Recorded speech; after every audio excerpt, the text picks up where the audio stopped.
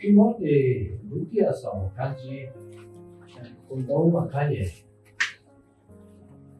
Secondly the Bible General Patobame Niti Kanji Dong Kanye Secondly Payat Kindi Payat Kindi Ludi Soni Dodu Kaundo Amu Mutu Puzu Jane Luma Pisin Dodu Pimia John Boa Beijing, a big group of Yachin, Chamazwa, Pupi, the Yaru, Tuki, Jesu Miam, Utai. And the Supapa, only a Lopea, Kuruka Pato, and the Luma Pita, and the Jesu Depai. A Tulipi Amugo Somnia, Gro Amugo, Pesapu, Amugo Sambu, Vici, Tede, Gro Amugo Somnia, Shemoma, Lukapato. We mark or happy about him. Rotashin or winning of his around you. Generally, and no doubt is helpful. Generally, a move of some bread are people called the battle of Chisipa. We need to do that from Chicago. He should have man and soup down second up. Amen. A move of song. Chilla de Kama. Timote over us, Patama song, Lutia song. A two repeat Patama song, my love, Pati. Lutia song, General Kanakana, Pati Paris. Diniama, General Mugo song, Yuki Wu song, Kong Ayu, Mia Dishi. Yei Jare Kama. Ah, no, my only there Kama. တယောက်ထဲအကြီးကျယ်ဘယ်လိုခံစားရတဲ့အခါမှာဒီနှုတ်ကပတ်တော်ကျွန်တော်ကဖတ်ပြအဲ့တော့ကျွန်တော်တို့အသက်တာအတွက်လည်းဒီနှုတ်ကပတ်တော်အပြင်ကျွန်တော်တို့စကားပြောတယ်မစိုးရိမ်နဲ့ဘုရားတခင်ရှိတယ်ဆိုတဲ့အပိုင်းဒီမှာစပြီးကျွန်တော်တို့ဒီညမှာအထူးသဖြင့်ကျွန်တော်အမှုကိုဆောင်တဲ့ရဲ့တက်တာဟာဒီနေ့ဒီချိန်မှာမှုလို့ဆောင်ခမည်းများကသူဖြစ်သူအခါနဲ့ပြောရမလားကဘာရဲ့အခြေအနေကိုပြောရမလားလူတွေကနာမည်ကြီးဘူးတော့ပဲစိတ်ထဲမှာထားကြတခုခုနာမည်ကြီးရှင်အဆူမလားအကမလားအဟောပြောမလားငွေကြေးမလားဒါမဲ့အမှုလို့ဆောင်ဖြစ်လို့နာမည်မကြီးရမတူတဲ့ရဘူးလို့ပြောတာပေါ့ဒါနဲ့အမှုကိုဆောင်ဖြစ်ပြီးမှနာမည်ကြီးမှုတစ်ခုလောက်နဲ့သိစချင်တဲ့လူကတော့အမှုကိုဆောင်တာရှည်မှုကိုဆောင်လုပ်လို့မရဘူး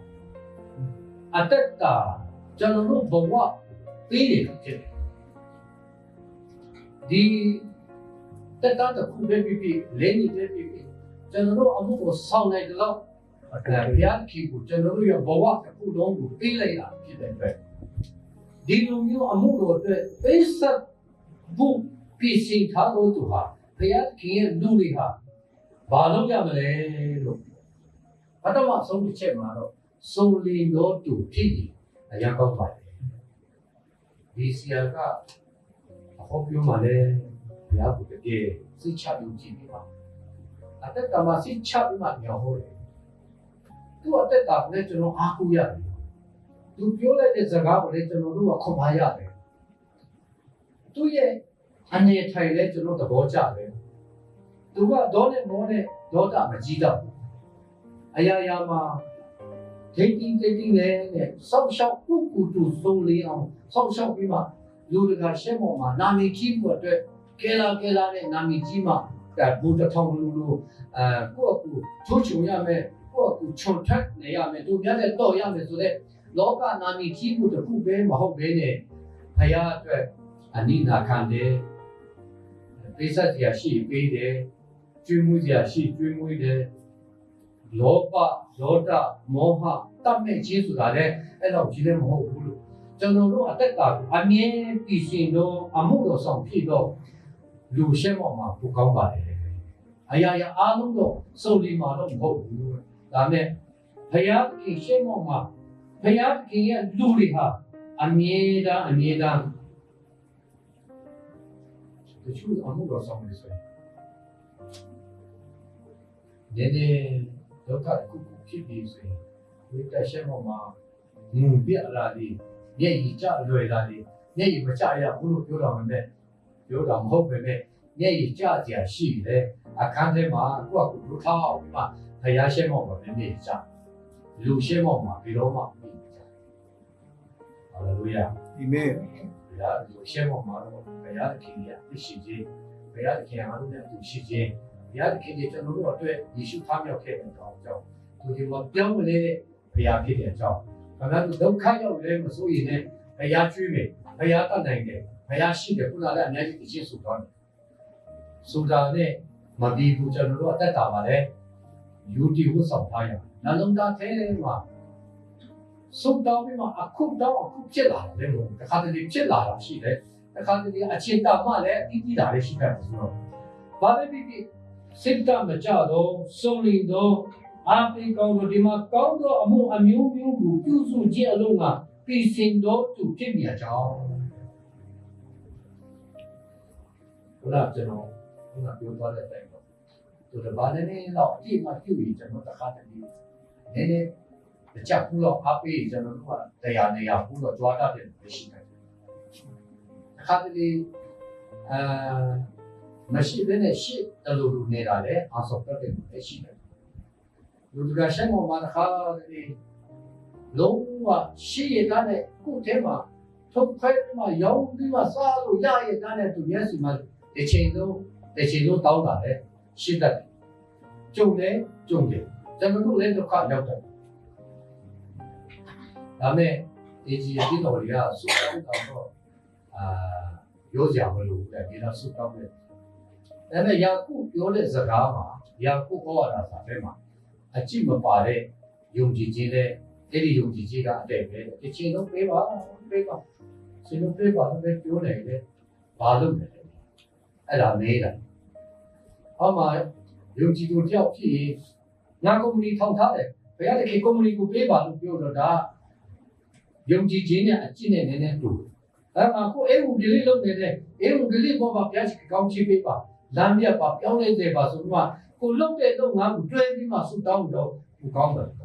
သူစီယာတွေကလည်းတော့မှုတော်ဆောင်ဖြစ်ရဲ့အမှုတော်ဆောင်ကိုမပြုဘူးလားလောကရောက်တာလည်းတော့မမေ့ဘူးလားဆိုမှအတင်းတော်ကိုလိုက်ပြီးမှဟောက်တဲ့ဒီမှာတော့မရှိဘူးလေအဲ့တော့နေမှာအတင်းတော်တင်းစီယာတွေကခါတည်းအတင်းတော်ကိုပဲအားကိုးပြီးမှလုပ်တဲ့ပုံစံများရှိတယ်ဒါကြောင့်ဒီနေ့ဒီနေရာမှာကျတော့ကောင်းသောအမှုအမျိုးမျိုးလို့တော့ဆရာလည်းဒီမှာဒီအောက်ပိုင်းကိုလင်းတို့ပြည်လေဘူးတို့နတ်ခမ်းတို့ကတာတို့မှာအကြမ်းတိတာနာပြုခဲ့တယ်။နောက်ပိုင်းမှာမိုက်ရှူကိုကျွန်တော်နည်း20ကျွန်တော်တာရနာနေခုတည်ထောင်တယ်အတင်းတို့တည်ထောင်တယ်အမှုတော်ဆောင်ဝိထုတ်တယ်အေဝဂလိစီယာခတ်တယ်အခုဒီမှာကျွန်တော်အေဝဂလိစီယာကြောက်ကမ်းမှာဇံဝဲတီတို့ကျွန်တော်တလတင်သားတွေကိုပေးတယ်အေဝဂလိတို့ခိုင်းတယ်ဘုရားခင်ငါလုပ်နေတယ်ငါ့ကိုကောင်းချီးပေးပါဒါပေမဲ့ယေရှုရဲ့တပည့်ကောင်းတွေဖြစ်လာဖို့ကုတော်ပေးပါငါနာမည်ကြီးဖို့မဟုတ်ဘူးဘုရားဘုန်းတော်အတွက်ကုတော်အသုံးပြုပါကျွန်တော်တချို့ဆိုရင်နာမည်ကြီးဖို့ကိုတအားကြီးဖို့အမှုတော်ဆောင်ရှိတယ်နာမည်လည်းကြီးတာကောင်းပါဒါပေမဲ့နာမည်ကြီးတာကြားရင်ကောင်းတယ်မာနတက်တယ်ကိုဟာလူလူတာတာနဲ့ကောင်းသောအမှုစေရတော်သူကိုကျွေးမွေးတာမိဘနဲ့များကိုကျွေးမွေးတာအားပေးတာမို့ဆိုးမများစားစရာတောက်စရာမရှိတဲ့လူများကိုတွားရောက်အားပေးတာကောင်းသောအရာဖြစ်တယ်ဆိုရင်တဲ့ခင်ဗျာလုပ်ပေးပါအမှုတော်ဆော့ကျွန်တော်တင်းတော်ဘာတင်းတော်လေးဒီလိုထုံးအောင်မှုဆောင်လို့ပါစေနေညနေစားဖို့စားနို့စီခွက်နှစ်ခွက်ပဲရှိဒါတော့ဟိုး3မိုင်4မိုင်လောက်နဲ့နေပူချင်းချင်းဒီမှာဟိုမှာပြည်စရောက်ပူတယ်လေအညာတဲ့သားဆိုဒီမဆောင်ပါမဆောင်နဲ့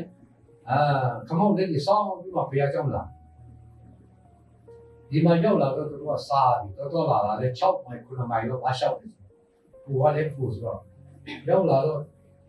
ရှင်းဒီမြအကုန်လုံးစားပြီးစားချက်စား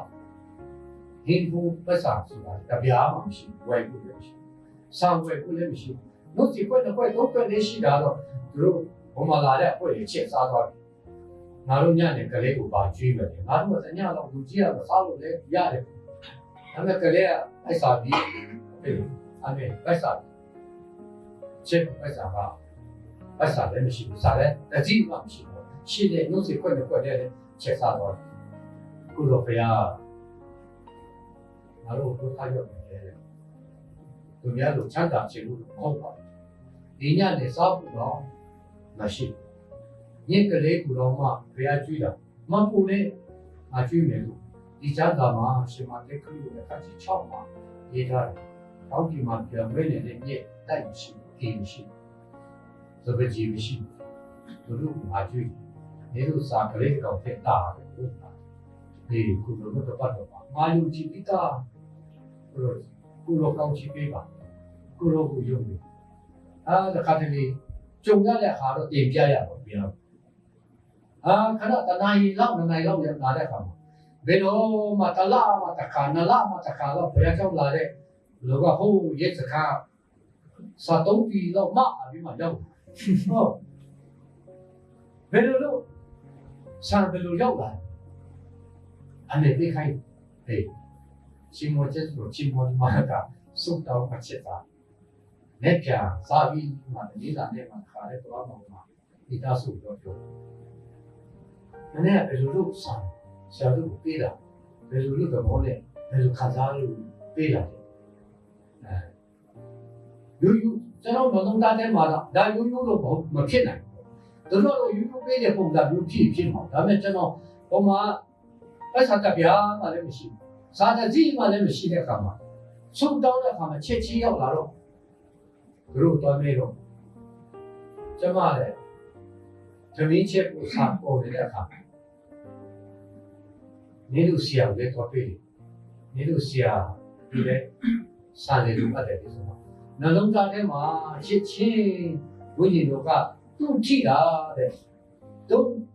မင်းနဲ့တူတယ်လို့ပဲတဲ့ကျွန်တော်နှလုံးသားထဲမှာခံစားလို့တမီးကိုပုံမှန်ဆန္ဒပြီးတော့ပြီးထည့်ပြီးမှမြင်မြင်ပုတ်ခိုင်းတာဒါလည်းခေဘုရားပါစေအာမင်တခါတလေတိမ်ပေါင်းထောင်ချီမဟုတ်ဘူးတင်းမောမောလေးကခမရဘဝတက်တာထဲမှာအရေးကြီးတဲ့အရာဖြစ်ကောင်းဖြစ်တယ်ဒီအရာတွေကခမရဘဝတက်တာအတွက်မရှိတဲ့အခါမှာခက်ခဲတဲ့အခါမှာယုံကြည်သူများမယုံကြည်သူများကိုအားပေးဖို့ခမရကိုကြုံခိုင်းတယ်ဒါကြောင့်ခမရတို့ဒီရှင်ဘောလို့ပြောတာခမရတို့ကယုံကြည်သူများရဲ့အစာဖြစ်တယ်ဒါဒီနေ့ဒီနေရာမှာကောင်းသောအရာအမျိုးမျိုးပြုစုခြင်းသိစိတ်သိတော်သူဒီအဘောတဲ့အခါမှာဒီချက်ကဘယ်မှာရှိတယ်ချက်ကဘယ်မှာရှိတယ်ဒီဟာကဘယ်လိုရှိတယ်ဆိုတာကိုလည်းခင်ဗျားတို့အနေနဲ့နှလုံးသားထဲမှာသိစိတ်ပြီးမှနှုတ်ကပတ်တော်အလွတ်ကျက်ထားတဲ့လူတွေဖြစ်ကောင်းဒီနေရာမှာကျမ်းစာကလူရဲ့နှလုံးသားကိုစကားပြောတယ်ခင်ဗျားတို့ဒီလူရဲ့နှလုံးသားကိုပြောင်းလဲဖို့အတွက်ထာဝရအသက်ရဖို့အတွက်ကျွန်တော်တို့ဟာသိစိတ်တော်ဖြစ်တဲ့အတွက်ငါကြည့်တယ်ငါတတ်တယ်ငါဘွက်မျက်စိရခဲ့တာပဲငါဘာမှမဆိုမပဲဘယ်လိုပဲလာငါလုပ်လို့ရတယ်ဆိုတဲ့မာနကြီးတဲ့မာနတခေကြီးနဲ့မတော်တယ်ကျွန်တော်တို့ကောင်းဆောင်ကောင်းတယောက်ကနှလုံးသားထဲမှာတပတ်မှာကျွန်တော်အမှုတော်ဆောင်ဒီတော်မိသားစုအားပေးခဲ့အမှုတော်ဆောင်များကဘာပေါ်မှာနာမည်ကြီးတဲ့ဆရာကြီးရဲ့အဓိကယုံကြည်ချက်ကငါဘာမှမဟုတ်ဘူးဆိုတာအမြင်လားနှလုံးသားထဲမှာမှတ်ထားရှင်ပေါလုကလည်းငါ့ကိုခေါ်အားနဲ့ပြည့်စုံစေသောယေရှုခရစ်တော်အတိတ်တာလေးငါတတ်တယ်ယေရှုခရစ်တော်မဟုတ်ရင်ငါမတတ်နိုင်ဘူးလို့ပြောတာဖြစ်ဒါကြောင့်ဒီနေ့မြင့်ထဲမှာရှိတဲ့လူကတော့ကိုပြီးမှကျွန်တော်တို့အသက်တာပါကိုရောအတော့မပြုတ်ရင်ကိုရောကကျွန်တော်တို့ကိုအတော့မပြုတ်ဘူးဆိုရင်ကျွန်တော်ဟောရမယ့်အရာတွေကျွန်တော်တွားရမယ့်အရာတွေဘာရေရှိတဲ့အရာမဟုတ်ဘူးဆွေမျိုးမရှိဘူးအတိုင်းဝိုင်းမရှိဘူးယေရှုပဲရှိတဲ့အတွက်ယေရှုပဲကြည်ပါစေဒီစိတ်ဒီမှာဘူးဆောင် ငါဘာမှမဟုတ်ဘူးဆိုတာကိုအမြဲတမ်းတည်ထားပါအမြဲတမ်းအောင်မယ်ကျွန်တော်တို့ဒီနေ့ဒီချိန်ကျွန်တော်တို့အတွက်ဘုရားခင်ပေးတဲ့အချိန်ဖြစ်ပါတယ်ပိဿဒီနေ့ဒီအချိန်ဟာခင်ဗျားတို့ကျွန်တော်တို့အတွက်အကောင်းဆုံးသောအချိန်ကာလဖြစ်ကဘာကြီးလည်းမဖြစ်လာမလဲတဲ့ကျွန်တော်ယေရှုခရစ်တော်လက်ချကြွလာမလဲတဲ့မပြောတာကျွန်တော်လည်းမြင်ချင်တာရောက်မလားမရောက်ဘူးလားဆိုတာတော့မှကျွန်တော်သိချပါဘူးဒီတစ်ခေါက်လာတာလည်းကျွန်တော်တော်တော်လေးကိုယေရှုကြောင့်ပဲဒီမှာရောက်လာတယ်လို့ရတယ်တော်တယ်မှာလည်းအေးရတယ်စောင့်လည်းမပါပဲနဲ့အညာတော့အေးရတယ်တော်တယ်မှာတခါလဲစခန်းလေးကျမ်းပြည်ပေါ်မှာတခါလဲအေးရတယ်မတော်နဲ့ဆိုတော့လုံးဝလုံးများခြေချင်နဲ့သွားလို့လည်းမရောက်ဘူးည3ညညလည်းမဟုတ်တော်ဒုက္ခရောက်တယ်ဒီတစ်ခေါက်တော့ဒါပေမဲ့ခင်ဗျားတို့ဒီလိုအမှုလို့ဆောင်တဲ့လက်မချီမိပေးခြင်းအပေးခြင်းရတဲ့ကံမှာကျွန်တော်အိတ်ဆက်တဲ့အရာလေးတွေကဘာမှမဟုတ်ကျေးဇူးတော်ချီးမွမ်းအဲ့တော့ဒီနေ့ဒီနေရာအမှုတော်ဆောင်များကတကယ်ကိုသူတစ်ပါးကိုတူတည်တဲ့နေရာမှာတော့ကောင်းဟောပြောတဲ့နေရာမှာတော့ကောင်းသူများတဲ့စကလုံးကလည်းအရာကောင်းတဲ့အရာလေးဒီအရာလေးပဲရွေးချယ်ပြီးမှကျွန်တော်တို့တက်တာပဲသိစေနေတာပေါ့ကျွန်တော်တို့ဘဝပေးနေတဲ့အတွက်ဘဝထဲမှာကြုံရတဲ့ဟာဘဝထဲမှာယေရှုပြောတဲ့စကားလေးတွေကိုနှလုံးသားထဲမှာမထားပြီးမှကျွန်တော်တို့ဘဝတက်တာပဲဖြစ်ပါတယ်။ဒါကြောင့်မို့ဒီနေ့အမှုတော်ဆောင်များကတဲ့ကောင်းသောအမှုအမျိုးမျိုးပြည်စင်တော်ဖြစ်မြတ်ကြောင်းသူတစ်ပါးကိုဘဝတာပေးတဲ့အခါမှာအပြစ်ကိုပေါ်ပြတဲ့အခါမှာသူတစ်ပါးကပြည့်တဲ့ပြောတဲ့ဆရာတို့အကြီးလာတဲ့အခါမှာ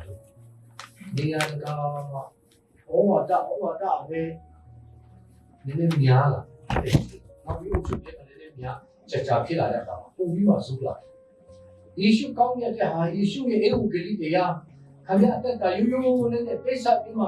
သူတစ်ပါးအားရဘူးမဟုတ်နဲ့အတွေ့အကြုံကိုပဲတခါလဲဩဝါဒပဲပေးမှနှုတ်ကပတ်တော်ကခုံးမှမပြောရလေရှိ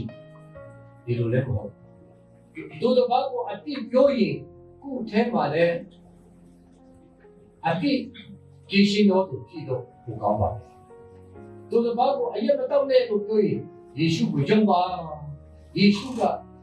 နေအရက်ကိုလဲယေရှုကိုယုံတော့အရက်လက်တက်သွားတယ်နိဘဝကလည်းမဲတဲ့ဘဝတရားနဲ့ဖြူနိုင်တယ်စိတ်ကြီးကောင်းနိုင်တယ်ခမရအသက်ကအပြည့်ဖြစ်နိုင်တယ်ခမရဘဝတူးတက်နိုင်တယ်ယေရှုကိုယုံပါလို့ယေရှုကောင်းတဲ့ကြီးကိုပဲလမ်းယူတော့ဩဝါဒပေးတော့သူတစ်ပါးရဲ့ဒီကိုပဲတဲ့ချင်းတို့ထောက်နေတော့အပြည့်ကင်းတဲ့လူတော့ဘယ်သူမှမရှိပါဘူးဒါပေမဲ့ခုထဲမှာတော့သူတို့ကတော့ခုကြောင့်ခုွက်တဲ့အပြည့်လုပ်တတ်ပြီးမှခုကြောင့်ခုွက်တဲ့တောက်စားမူစားပြီးမှသူတစ်ပါးကိုမစားနဲ့မတောက်နဲ့ပြောတာတဲ့တော့ခုကိုပြည့်စည်တော့သူဖြစ်တော့ရန်ကောင်းပါလေဖရာလေးကျင့်နာမယ်ကျွန်တော်တို့မြင်စားခမရတက်တာမှာပြောချင်းလာချင်းစားချင်းတောက်ချင်းအရာရာအလုံးတွေးခေါ်ခြင်းအလုံးကဖြူစီဖြောက်မှတ်တော့သူဖြစ်တော့ဖရာတကယ်ခမရဘဝအတက်တာဖရာခမရကိုရွေးခဲ့တဲ့ဖရာကကျင့်နာအာရဟာလေလုယာဒါကြောင့်ခမရအမှုတော်ဆောင်တဲ့အခါဖရာကျင့်နာတော့သူပဲဖြစ်ပါစေလူတွေအထင်ကြီးတဲ့အရာကျွန်တော်ကအမှုတော်ဆောင်ဖြစ်လာတဲ့အခါသူတစ်ပါးကျင့်နာတော့ပဲကျွန်တော်အားကိုးနေတာပေါ့ကျွန်တော်ကပေးပြီးတော့ကြေးရတော့သူအမျိုးလေးဘဝထဲမှာသူပြတ်တယ်ကိုကတကယ်ဟုတ်လားဒီဆိုမှချင်းမြုပ်ခဲ့တဲ့လူကတော့နောက်ဆုံးမှကုကုနောက်နိုင်ငံရေးစကားပြောနောက်ကြောရပါလေဒါဘူးလားအဲ့ဒါမျိုးလေကုလူတွေပဲကုညီကူတွေပဲကိုအတိတ်တော်ကလူပဲဖြစ်ဒါနဲ့ငါတို့အခုဆောင်တဲ့စားဖို့ငါ့ကိုယူတာအရာရာအားလုံးဘုရားသိပါတယ်ဒီလိုနာမပဲဘုံရှိပါစေကျွန်တော်ဘာမှမလုပ် စိတ်ပြီးမှမှုတော်ဆောင်တာဒါကြောင့်ဒီနေ့ဒီနေရာမှာရှင်ပေါလုကတိမောသေကိုပြောတာဒီနေရာမှာအများကြီးရှိတယ်လို့တခြားတွေဆရာဒီဟောတာစာလေးအခန်းစာကိုကျွန်တော်ရေးတာသုံးလေးရက်တော့ပြင်လာပေးနိုင်ဒီလူကြီးကတိမောသေဟောတာစာအရင်ကောင်းတယ်ကျွန်တော် PC လေးနဲ့ကျွန်တော်တက်တာလည်းအများအား PC ဖြစ်တယ်ပြုတ်ပြဖြစ်တယ်ခါတည်းအကြီးကြတာလေခါတည်းညစ်ကြတဲ့ဟာလေခါတည်းဘယ်လိုမှကျွန်တော်တို့ဘေးချက်နဲ့ချက်ဖြစ်တဲ့ဟာလေးဒီလိုမျိုးကြီးအများကြီးရထားတယ်ဒါမဲ့ဘုရားသခင်ပြည့်ညတ်ရှိတယ်ရှိဘုရားကသူ့ရဲ့စကားလေးတွေကသူလည်းကြွယ်ဝနေတော့သူလည်းဟုတ်သူလည်းဒုက္ခခံရတယ်ဒါမဲ့ဒုက္ခခံမယ်ပဲဒုက္ခခံတော့သူများကဒုက္ခခံတော့သူအပီးဒါကြောင့်ဒီနေ့ PC တော့သူ PC ပြီးတော့သူကောင်းသောဝါဒပေးလို့သူတို့ဘာနေတာလုံးနေတော့ဆက်လုံးနေနေအပြည့်ပဲဒီလိုလုံးနေတော့နေဘဝလည်းပျက်စီးသွားမယ်မိသားစုလည်းပျက်စီးသွားမယ်ယေရှုခရစ်တော်ကိုကြွတည်ယုံကြည်ပြီးမှဒီလိုလုပ်ပါဒီလိုလုပ်ပါငါလည်းဟိုဒီလိုမှဒီလိုဖြစ်ခဲ့တာယေရှုခရစ်တော်ကိုရပြီးတဲ့နောက်မှာငါဘဝတက်တာလည်းဒီလိုဖြစ်လာတယ်ဆိုတော့အကြောင်းကိုပြောပါဘုကဘာကြီးကဘာနာမည်ကြီးတဲ့ဆရာကဘယ်လိုဖြစ်တယ်ဟိုလိုဖြစ်တယ်သူတပါအကြောင်းနဲ့ပြောတာတဲ့ငါယေရှုခရစ်တော်ကိုမရခင်တော့ငါတယ်လို့ဖြစ်တာငါလည်းမာနကြီးတတ်တယ်ဒီအားညစ်တတ်တဲ့သူတပါပြောလည်းငါမခံချဘူးနည်းနည်းမှမခံချဘူးနည်းနည်းဆိုရင်နည်းနည်းဖြစ်ရှင်းချင်တဲ့တရားနဲ့ပြောရေးဆိုင်ချင်တဲ့ဒါပေမဲ့ငါယေရှုကိုရတဲ့နောက်မှာငါတယ်လို့ဖြစ်တော့ဒီခမည်းကြုံရတဲ့ခမည်းခံစားချက်ခမည်းနှလုံးသားထဲမှာရှိတဲ့အရာတွေကိုသူတပါကိုဝင်လာပါအဲ့ဒါခမည်းသက်တာပဲသူစပါးအတွက်အနည်းနားမှာရှိတဲ့လူကြီးကိုနားမလို့ကြည့်ဆိုတဲ့ဝိညာဉ်အစာဖြစ်တယ်ဒါကြောင့်ကျွန်တော်တို့ဒီသူစပါးကိုပြည်စင်လို့သူဖြစ်သူစပါးကိုပြည်စင်တဲ့သူဖြစ်တဲ့အတွက်ကြောင့်ကျောင်းဆရာမတွေကကောင်းကောင်းမပြည်စင်ကောင်းကောင်းမကျွမ်းကျင်ဘူးဆိုရင်တင်ချတင်ပေးလေရှင်းလေရှုပ်လေရှင်းလေရှုပ်လေကျွန်တော်ဦးလေးပြောက်ရှိတယ်။ခုအကအောင်ဒီဘာလဲဖာအောင်ပါအတက်တော့ကြီးသွားပြီနေပါဟိုမှာသူ့အမျိုးသမီးအောင်ကျွန်တော်တို့ဒီချနာဖြစ်ချင်ပါဒါနဲ့ဖာအောင်မှာဒီမျိုးသမီးတယောက်ပြန်ယူတော့ဟောပါဒါတော့ကြည့်တယ်လားဒီမှာဆရာလူကြီးစီရဲ့ခေမအယူအမျိုးသားရဲ့အဖေကျွန်တော်ဦးလေးဖြစ်သူကသုံးတမ်းမအောင်ဘူးငါးတမ်းအောင်တယ်လည်းမရှာငါးတတ်တဲ့တာသုံးတမ်းတော့မအောင်ဘူးဆိုတော့ငါးတတ်တဲ့တော့လုံးဝမကြည့်နောက်ခေါ်တာလည်းမရှာဘုန်းကြီးတော့ပြောတာအခုခေတ်လေးရတယ်ရဟိုခေတ်တော့ဆရာကြီးတွေပြောတာကြည့်ခုနကမအောင်ဘူးကိုယ်တန်းလည်းမတော့ဘူးကိုယ်တန်းလည်းမဝယ်တော့ထပ်ပြီးမှတော့ဟုတ်ခုနကကျောင်းဆရာမကြီးကအဲ့ဒီထပ်ပြီးမှပြောင်းလာတော့တစ်ခါပြတခြားမှတစ်ခါပြောင်းကိုယ်တန်းလည်းဒီနေ့တဲ့မကြည့်တော့နားမနေတော့အချိန်မှပြောကျွန်တော်တို့ဒီချိန်ကကုန်းဟိုဒီမှာကျောင်းဆရာလုပ်မှာမူလတာကျောင်းဆရာဖြစ်တာဒီမှာမြို့တမီးကရှိတာကြီးအောင်ခဲ့တော့လာတော့သူကတော့တုံးတားလည်းမအောင်ဘူးငါးတားလည်းမအောင်ဘူးခုနတားလည်းမအောင်ဘူးဘူးတားလည်းမအောင်ဘူးဆိုတော့ကျောင်းဆရာဖြစ်လာတဲ့အခါမှာကျွန်တော်အခုဆရာဂျေလိုဒီဟိုသူ့ရဲ့အခုအဲ့ဒီသူလဲရမှာတဲ့မှာအဲ့ဒီကျွန်တော်ဦးလေးကတေချာညမှာသူ့အမျိုးသမီးကကောင်းယောက်ျားကိုမတင်ပေးတဲ့နေ့ကျတော့အဲ့ဒီနေ့တော့သူကအလုံးမအားလို့အမျိုးသမီးစီကနေဒီခန်းစာတစ်ခုကိုဒီနေ့တင်ဖို့ဟာမတင်ခဲ့တော့သူကတော့ကျောင်းလာတော့တေချာတွက်တယ်မားတယ်ရှင်းတယ်မားတယ်ရှင်းတယ်မားတယ်ဆိုတော့ဟိုကျောင်းသားတွေကတေချာလာထားတဲ့ကောင်ဟိုမတော့မကြည့်ဘူးဒါပေမဲ့လေရဲတော့လက်လေးရေးထားတဲ့အတွက် ခန့်မှန်းချင်အဖြစ်မှန်တယ်အဲ့တော့ခန့်မှန်းချင်တဲ့ငါတို့အမှုတော်ဆောင်နေတာမဟုတ်ဘူးလေငါတို့ကောင်းဆောင်ဖြစ်တဲ့အတွက်ပြည်စင်ထားတော့ကိုယ်တိုင်ရထားတော့ကိုယ်တိုင်ခံစားတော့ကိုယ်တိုင်ဆုတောင်းတော့ကိုယ်တိုင်ယေရှုခရစ်တော်ကိုရရှိထားတဲ့လူကိုယ်တိုင်ပြည်စင်ပြီးတော့တော့ဖြစ်ရမယ်လို့ကြားတာခန့်မှန်းချင်အဖြစ်ယေရှုယုံတော့နင်းမကောင်းမှနိုင်တယ်နင်းခရစ်ယာန်ဖြစ်တဲ့ကောင်းတဲ့ကောင်းနိုင်တယ်မကောင်းတဲ့မကောင်းနိုင်ဘူးအဲ့ကျွန်တော်တို့ဒီလိုမျိုးတို့တည်နေစရာမလိုပြည်စင်ပြီးဩဝါဒပေးပြီးအတိတ်ကိုပေါ်ပြတော့ပြည်စင်ထားတော့တော့ဆောင်